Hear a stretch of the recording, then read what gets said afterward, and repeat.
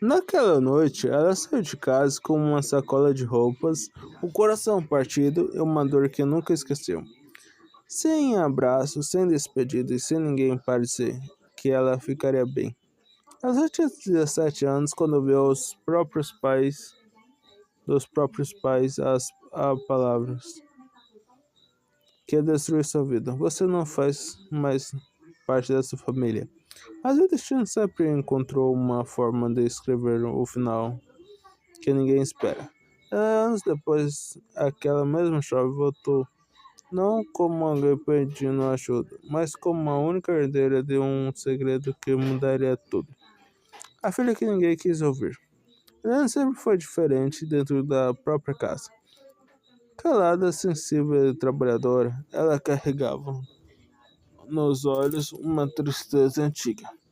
Depois da morte da mãe, a relação com o pai mudou completamente. Ele se tornou um homem frio, duro e distante. Pouco tempo depois casou-se novamente. A madrasta Sônia trouxe junto o filho dela, Rafael. E aos poucos ela deixou de ser a filha para se tornar quase uma estranha dentro da própria lar. Enquanto Rafael recebia presentes, elogios e atenção, ele recebia cobranças, silêncios e injustiças. Mas assim ela suportava tudo porque, no fundo, ainda acreditava que um dia o pai olharia para ela com amor outra vez. A acusação que destruiu tudo. Numa tarde chuvosa, uma joia antiga da família desapareceu. Era um colar que havia pertencido à mãe de Helena. Uma peça cheia de valor sentimental. Sem provas, sem investigações, sem sequer ouvir a filha, Sônia apontou o dedo para Helena. Sônia, só pode ter sido ela. Sempre invejou tudo nessa casa. O pai, tomado pela raiva, não quis escutar a explicação. Helena chorou e tentou se defender. Disse que jamais pegaria algo da própria mãe. Mas naquela casa a verdade já não importava mais. Naquela mesma noite, o pai abriu a porta e disse: Pai, se você fosse, você, se foi você ou não, eu não quero mais problemas. Vai embora. Helena ficou paralisada. Ela tentou mais uma vez. Helena, pai, eu sou sua filha. Mas ele virou o rosto. E ali, com a alma despedaçada, Helena foi embora. O começo da dor. Durante anos, Helena viveu sozinha. Trabalhou em padarias, limpou escritórios, vendeu doces na rua, dormiu em quartos apertados e chorou muitas noites escondidas. Ela não tinha luxo, não tinha proteção, não tinha família. Mas tinha algo que ninguém conseguiu arrancar dela: a dignidade. Com o tempo, Helena cresceu e estudou à noite. E economizou cada centavo.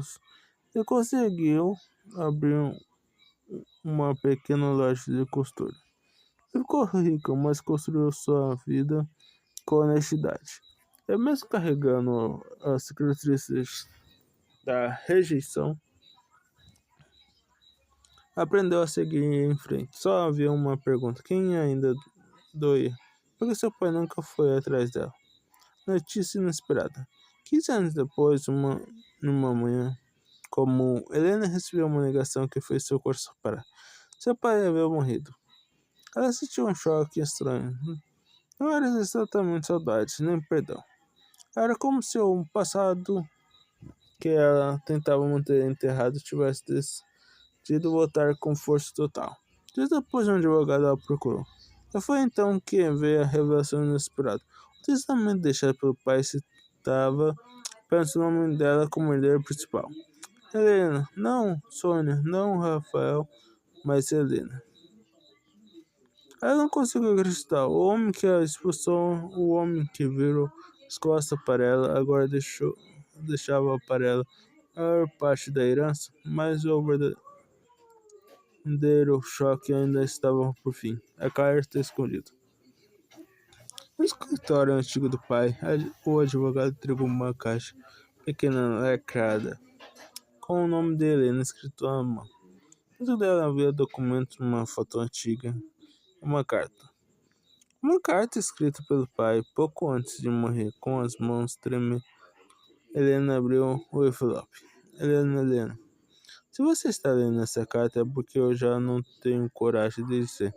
Estou olhando nos seus olhos. As lágrimas começaram a surgir. Helena, eu falei com você da pior forma possível durante anos. Acreditei em mentiras, descobri tarde demais. Porque você nunca roubou o colar da sua mãe. Helena parou de respirar por um instante. Helena.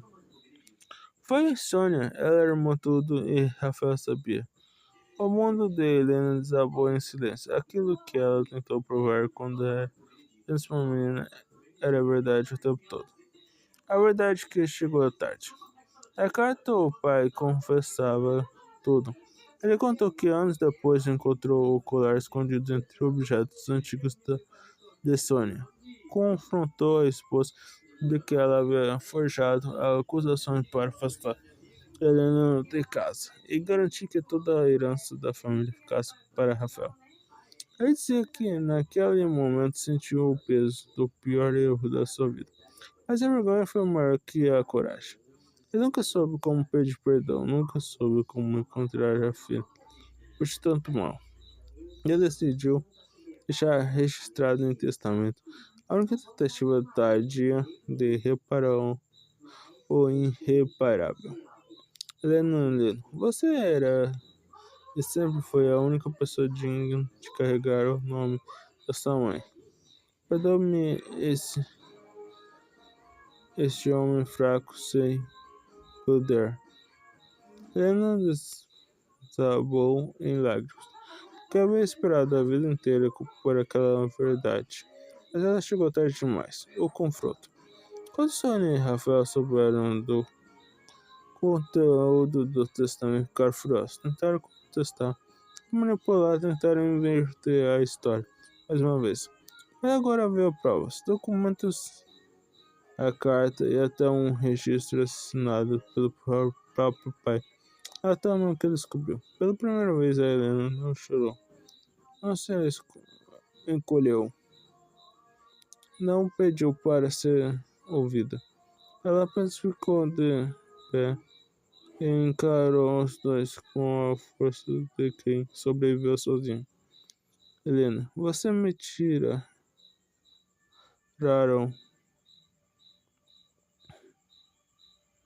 uma casa, me tiraram uma família, me tiraram anos da minha vida. Mas não vão tirar mais nada de mim. O silêncio que veio, pois foi pesado. Porque ali não falava mais uma menina rejeitada, falava uma mulher que venceu a própria dor. A herança da verdade. Helena herdou a antiga casa da família, com as terras e o dinheiro deixado pelo pai. Mas a maior herança não estava aos bois. Estava, na verdade, na reparação da devolução da sua dignidade.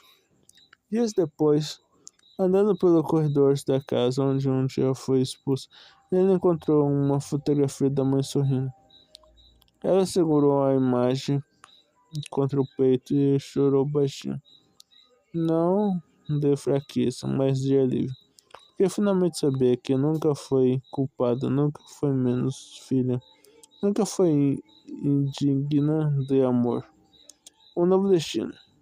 Em vez de vender tudo, Helena tomou uma decisão inesperada. Tomou a antiga casa, transformou a antiga casa em um abrigo para meninas abandonadas e jovens expulsas de casa. Ela queria que nenhuma outra garota passasse pela mesma solidão que ela viveu. Na entrada, mandou colocar uma placa com o dizer: aqui nenhuma filha será rejeitada. Aquela casa antes marcada pela dor agora se tornava um lugar de recomeço. Toda vez que uma nova menina chegava ali, Helena via um pedaço da sua própria história sendo curado. Alguns feriados nunca desapareceram por completo, mas a verdade é que, mesmo chegando tarde, ainda tem o poder de libertar. Helena não recebeu apenas uma herança, ela recebeu a prova de sua dor. Ela era real, de que a sua inocência era verdadeira, e de que o destino às vezes demora, mas nunca esquece de fazer justiça, porque a menina que saiu de casa humilhada lutou como a única herdeira, não só dos bens da família, mas da verdade que ninguém conseguiu destruir. Moral da história: a injustiça pode durar anos, mas a verdade sempre encontra uma forma de voltar. Quem foi rejeitado pelo mundo pode já ser escolhido pelo próprio destino. E tchau.